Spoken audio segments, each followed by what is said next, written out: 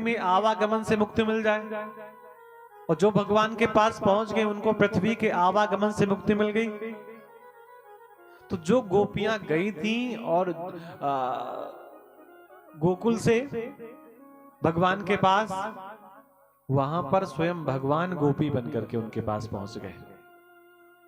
उनके पतियों को, उनके भाइयों को, उनके बंधुओं को ये एहसास ही नहीं हुआ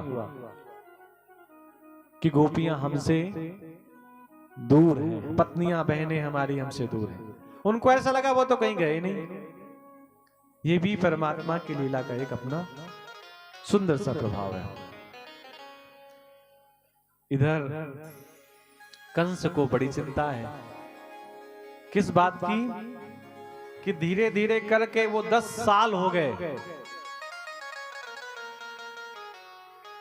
और वो अभी तक नहीं मिला जिसको आकाशवाणी ने कहा था, उस कन्या ने कहा था कि ब्रज में वो कहीं पैदा हो गया है।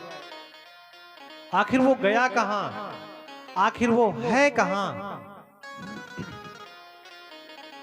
ये मन में चिंता कंस के निरंतर बनी रहती।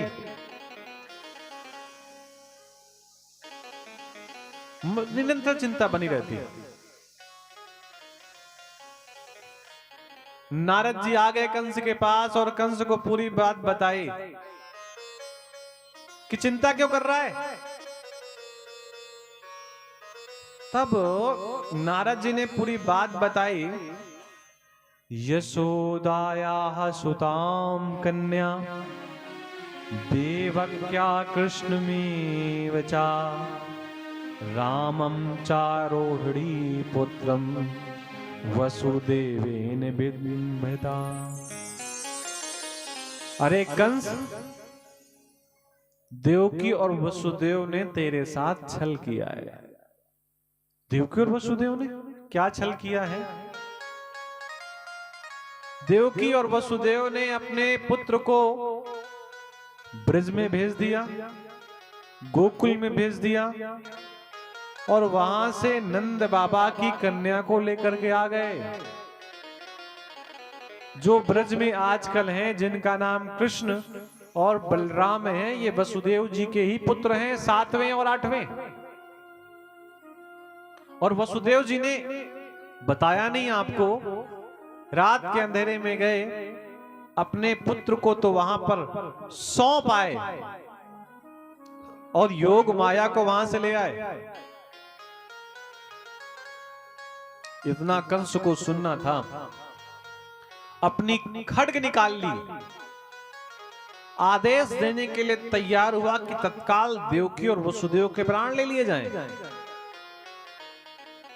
लेकिन नारद जी की भाषा के बाद किसी के प्राण चले जाएं या किसी दिव्य व्यक्ति को नुकसान पहुंचे, ऐसा हो नहीं सकता। तत्काल नारद जी ने कंस को रोक दिया। रुको, उनको मारने से क्या होगा? उनको मारने से तुम्हारी मृत्यु थोड़ी न टल जाएगी। कंस ने कहा मेरे साथ छल किया है। नारद जी ने कहा कोई बात नहीं, उनको मारने से कोई फायदा नहीं होगा। अगर तुम्हें अपने जीवन की चिंता है तो किसी बहाने से कृष्ण और बलराम को यहां पर बुला लो और फिर यहीं पर मौका देख करके उनकी हत्या करवा दो। कंस को नारद जी की बात समझ में आ गई। कंस ने सबसे पहले तो देवकी और वसुदेव के हाथों और पैरों में फिर बंधन बांध दिया, बेड़ियां डाल दी और सुदर्शन और शंखचूड़ नाम के राक्षसों को भेजा कि जाओ कृष्ण और बलराम का वध करके आओ। केसी और बेमासुर को भेजा, ये भी गए। लेकिन एक बात है कि जितने राक्षसों को कंस भेजता है वापस इनमें से कोई नहीं आते, क्योंकि भगवान का दर्शन करने के बाद भी अगर राक्षस वापस आ जाएं तो फिर भगवान के दर्शन का परिणाम क्या है भाई? भगवान के दर्शन का परिणाम यह है कि व्यक्ति जीवन और मरण के बंधन से छूट जाता है, वो दुष्ट हो या कोई भी हो। इधर भगवान कृष्ण ने केसी और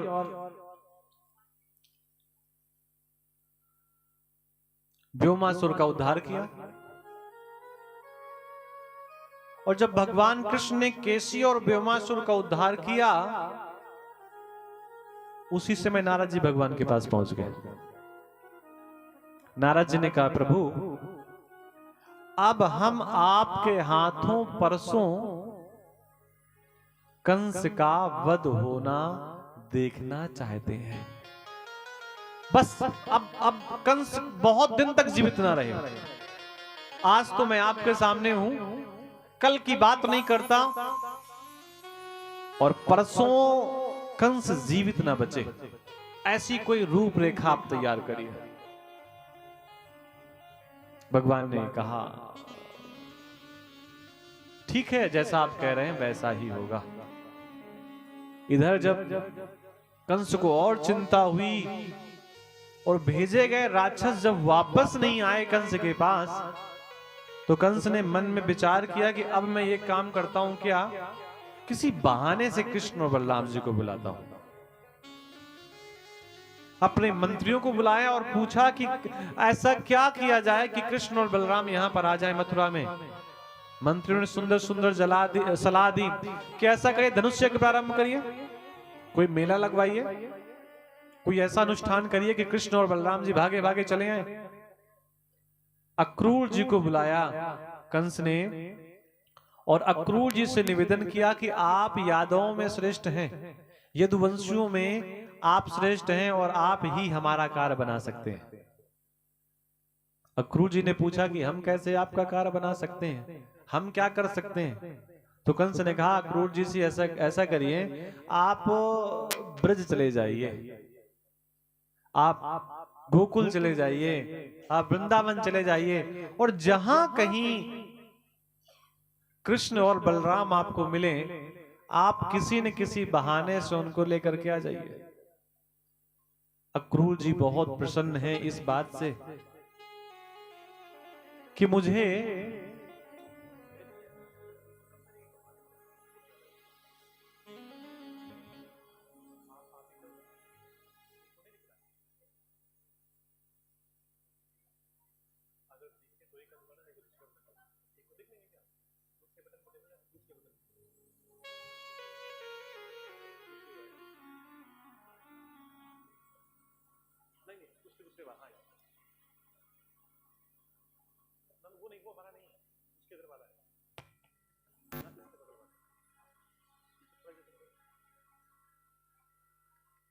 श्री राम श्री राम श्री राम श्री राम श्री राम। अक्रूर जी प्रसन्न भी हैं और दुखी भी हैं। प्रसन्न इस बात से हैं कि आज मुझे परमात्मा का दर्शन होगा, इस बात से बहुत प्रसन्न है। लेकिन दुख इस बात का है कि कहीं ऐसा ना हो कि मैं भगवान को यहां पर ले आऊं बलराम जी के साथ और उनके प्राण चले जाएं, तो भगवान की हत्या का दोष हमारे ऊपर आ जाए। इस बात से दुखी भी हैं, बहुत प्रसन्न है कि इतने लंबे समय बाद परमात्मा का दर्शन करने का सौभाग्य मिलेगा। अक्रूर जी रथ लेकर के वृंदावन की ओर चल पड़े। मथुरा से वृंदावन की दूरी कोई बहुत ज्यादा नहीं है। आज की भाषा में बात करें तो 30 से 40 मिनट का रास्ता है, जब बिल्कुल आराम से आप जाएंगे। लेकिन सुबह के निकले हुए अक्रूर जी शाम को पहुंचे। पूरे रास्ते भगवान का चिंतन करते रहे, भगवान की बाल लीलाओं का स्मरण करते रहे, भगवान का भक्तों के प्रति स्नेह वात्सल्य जो था उसके बारे में चिंतन करते रहे। और चिंतन करने का परिणाम ये कि रास्ता भूल गए और शाम तक पहुंचे, रास्ते भी खड़े रहे। सांझ को जब अक्रूर जी का रथ पहुंचा वृंदावन में, भगवान के सामने कृष्ण के निकट, भगवान तो पहचान गए, काका आए हैं, काका आए हैं। जैसा कि भगवान ने सुना था नंद बाबा से काका के बारे में, काका बिल्कुल वैसे ही है। एक दूसरे को गले से लगा लिया। काका का भी स्नेह जागृत हो गया, प्रेम जागृत हो गया। एकांत में ले गए अक्रूर जी। अक्रूर जी जानते थे कि ये परमात्मा है, ये भगवान है। ये भले ही बालक के रूप में क्यों ना हो, छोटे से क्यों ना दिखाई दे रहे हो, लेकिन ये भगवान ही है। इसलिए उन्हें अपना पुत्र कम, भगवान ज्यादा मानते हैं। एकांत में ले गए, धीरे से पूरी बात कह दी अक्रूर जी ने कि कृष्ण, कल सुबह तुमको हमारे साथ मथुरा चलना होगा, और केवल तुम्हें नहीं, तुम्हारे साथ बलदाऊ जी को भी चलना होगा। और अगर तुमने हमारी बात नहीं मानी या हमारे साथ मथुरा वापस नहीं गए, तो परिणाम ये होगा कि कंस अपनी पूरी सेना के साथ वृंदावन में आक्रमण कर देगा। पूरा का पूरा वृंदावन उजड़ जाएगा, कुछ नहीं बचेगा। एक वनस्पति नहीं बचेगी, एक जीव नहीं बचेगा, कुछ भी नहीं बचेगा वृंदावन का, अगर तुम हमारे साथ नहीं चले। धीरे से पूरी बात बता दी कि कंस की क्या योजना है और कंस क्यों बुला रहा है। अक्रूर जी ने जब पूरी बात बताई एकांत में, धीरे से यशोदा मां पूरी बात सुन रही हैं। कृष्ण और अक्रूर जी के बीच की वार्तालाप का ढंग कुछ ऐसा है कि जैसे कोई बहुत दो बड़े व्यक्ति बात कर रहे हो। ऐसा लग ही नहीं रहा कि कोई बालक बात कर रहा है। इतनी गंभीर बातें। रुदन करने लगी यशोदा मां कि जिस बालक को हमने 10 साल तक अपनी आंखों के सामने रखा है, इतना स्नेह, दुलार, प्रेम, वात्सल लुटाया है, वो बालक आज हमें छोड़ करके चला जाएगा। एहसास है नंद बाबा को, यशोदा माता को, कि ये मेरा पुत्र नहीं है, क्योंकि हमारे इतने भाग्य नहीं थे कि हमें पुत्र का सुख मिलता। वृद्धावस्था में अगर पुत्र आया है तो किसी और के भाग्य के कारण ही आया, हमारा इतना भाग्य नहीं था कि हमें पुत्र का लाभ मिलता। वो जानते हैं कि ये पुत्र वसुदेव और देवकी का है, अपनी माँ के पास पहुंचेगा, अपने माता पिता के पास पहुंचेगा, हमको भूल जाएगा हमेशा हमेशा के लिए। रात भर सामान बांधती रही यशोदा माता, ये सोच करके कि कृष्ण की एक भी ऐसी वस्तु अपने पास नहीं रखूंगी जिसको देख करके हमको कृष्ण की याद आए। सारे आभूषण, सारे वस्त्र, सारे खिलौने जो 10 साल तक कृष्ण के साथ रहे हैं, सब एक वस्त्र में बांध दिया, कुछ भी नहीं अपने पास रखूंगी। नंद बाबा को जो मालूम पड़ा कि यशोदा ने सारे वस्त्र, आभूषण, कृष्ण की सारी प्रिय वस्तुएं बांध दी हैं कि वो इन्हीं के साथ चली जाएं, क्योंकि हम बिल्कुल भी किसी प्रकार की याद नहीं चाहते। तो नंद बाबा ने देवकी को समझाया, अरे देवकी, अरे यशोदा, तेरी बुद्धि को क्या हो गया है? वो 10 साल के खिलौने, वस्त्र, आभूषण तो बांध देगी कृष्ण के साथ, लेकिन जो 10 साल तक तेरे निकट कन्हैया रहा है, कृष्ण रहा है, उनकी यादों को कैसे अपने हृदय से हटाएगी? सब कुछ तो तू तोड़ सकती है, फेंक सकती है, बांध सकती है, बेच सकती है, लेकिन हृदय के, दिल के कोने में जो यादें हैं कृष्ण के साथ बचपन से लेकर के अब तक, उनको कैसे निकालेगी? पूरे ब्रजवासियों को पता है, एहसास है, क्योंकि जो ब्रजवासी हैं वो भी परमात्मा से कम नहीं है, वो भी वेद की रचाएं हैं, वो भी भगवान, वो भी देवता ही हैं, जो लीला में सम्मिलित होने के लिए भगवान के निकट हैं। वो सब जानते हैं कि आज कृष्ण छोड़ करके चले जाएंगे? जिनको पाने के लिए, जिनके स्नेह के लिए, जिनके वात्सल के लिए हम मनुष्य रूप में आए, ये हमको छोड़ करके आज चले जाएंगे और फिर कब आएंगे कोई भरोसा नहीं है। रात भर गोपियां जागती रहीं कि कहीं ऐसा ना हो कृष्ण ब्रज को छोड़ करके चले जाएं और हम सोती रहें, हमें मौका ही ना मिले अपनी बात कहने का। भगवान ने भी कह दिया काका से कि काका प्रातःकाल जल्दी चलना, अगर थोड़ा भी विलंब कर दिया चलने में तो ये लोग मुझे जाने नहीं देंगे, इतना स्नेह करती मुझसे।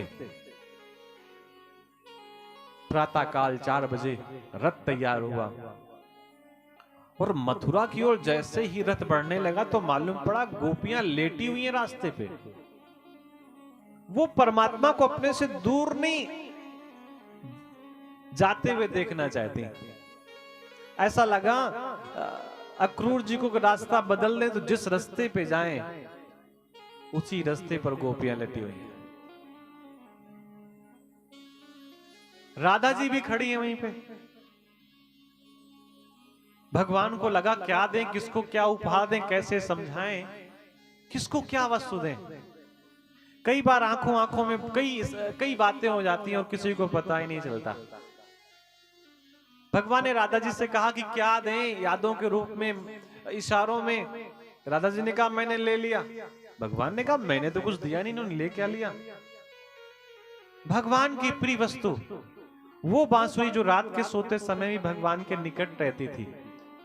दिन में गौ चारण के समय, किसी भी समय वो बांसुरी, बांस की जो भगवान की कमर में रहती थी। धीरे से भगवान की को अपनी बांसुरी की याद आई, अपनी प्रिय वस्तु की याद आई तो मालूम पड़ा कमर से बांसुरी गायब है। मेरे पास बांसुरी है नहीं। राधा जी की ओर देखा तो राधा जी ने इशारों में भगवान ने पूछा राधा से कि क्या बांसुरी तूने ली है? राधा जी ने कहा हाँ मैंने बांसुरी ली है।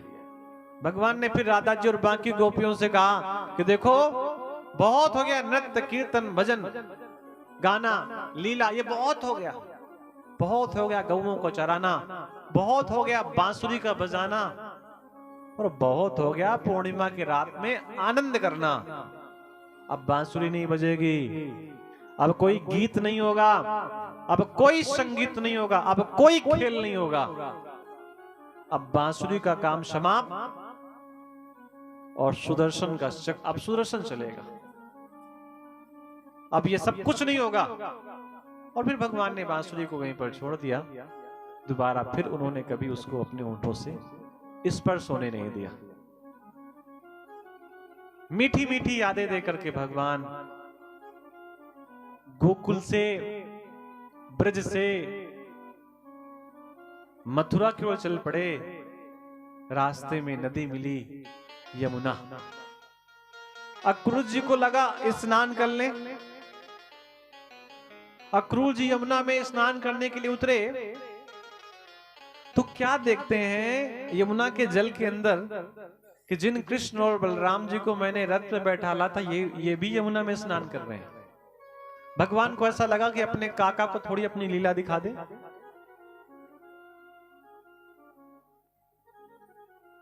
अक्रूर जी को लगा कि ये बालक ये नदी में स्नान कर रहे हैं। अक्रूर जी ने नदी के जल से अपने सर को बाहर निकाला तो मालूम पड़ा दोनों बालक रथ पे खड़े हैं, बैठे हैं। अक्रूर जी को बड़ा अचंभा हुआ कि इतनी जल्दी कैसे पहुंच गए। फिर अक्रूर जी को एहसास हुआ कि ये तो भगवान की माया है, भगवान अपनी लीला दिखा रहे हैं कि हम सर्वत्र हैं। क्योंकि अक्रूर जी के मन में थोड़ा भय था कि बालकों को लिए तो जा रहे हैं, इतने दिग्गज, इतने बड़े पहलवानों के मध्य कहीं ऐसा न हो बालकों को चोट पहुंच जाए। इस बात का थोड़ा सा भय था और उस भय को भगवान ने दूर कर दिया। यमुना को पार किया, मथुरा में भगवान पहुंचे अपने काका के साथ। तो भगवान ने कहा कि काका पहली बार शहर आए हैं, अभी तक तो वन वन जंगल जंगल भटकते रहे। अब ऐसा करिए कि अब आप जाइए अपनी सेवा में राजमहल की ओर जाइए और हम शहर देख करके आते हैं, हम नगरी देख करके आते हैं, हम मथुरा देख करके आते हैं। भगवान बलराम जी के साथ वहीं पर उतर गए। उनके जो गोप ग्वाल मित्र सखा भी आए थे, उनके साथ भगवान मथुरा नगरी पर भ्रमण करने लगे। फिर भगवान को एहसास हुआ कि मैं कंस का भांजा हूं, वो मेरे मामा हैं। हमारे शरीर में तो पत्तों के वस्त्र हैं, पुराने वस्त्र हैं, दिव्य वस्त्र हमारे पास तो है नहीं, और मैं राजा का भांजा हूं। अगर मैं ऐसे ही घूमूंगा मथुरा नगरी पे तो मेरे मामा का उपहास होगा। उनको लगा क्या करें, तो एक रजक यमुना के जल से राजा के वस्त्रों को धो करके जा रहा था, लेकर के। भगवान ने कहा, रे भैया रजक, हमको वस्त्र दे दो, हमारे पास वस्त्र नहीं है। हम तुम्हारे राजा के भांजे हैं और हम राजा के पास जा रहे हैं। ऐसी स्थिति में राजा के पास जाएंगे तो राजा को थोड़ा सा अच्छा नहीं लगेगा। वो मेरे मामा हैं, हमें वस्त्र दे दो। रजक राजा का खास था, प्रमुख था। अहंकार के वशीभूत होकर के उस रजक ने भगवान की बात को ठुकरा दिया। भगवान को कुछ चाहिए नहीं, ईश्वर को कुछ नहीं चाहिए। महादेव आपसे कहने नहीं आएंगे कि हमें एक लोटा जल आप अर्पण करिए। हरि आपसे कहने नहीं आएंगे कि हमें हरिद्रा का तिलक लगाइए। वो कहने नहीं आएंगे, हमें करना है। भगवान को कुछ चाहिए ही नहीं, उन्होंने तो सब कुछ दिया है। हमें वस्त्र दे दो, हमें वस्त्र पहनने हैं। रजक ने अहंकार के वशीभूत होकर के कहा, गाय चराने वाले ग्वालो गंवारो, राजा के वस्त्र पहनोगे? तिरस्कार कर दिया भगवान का, अपमान कर दिया ग्वाल वालों के संग। भगवान ने तो केवल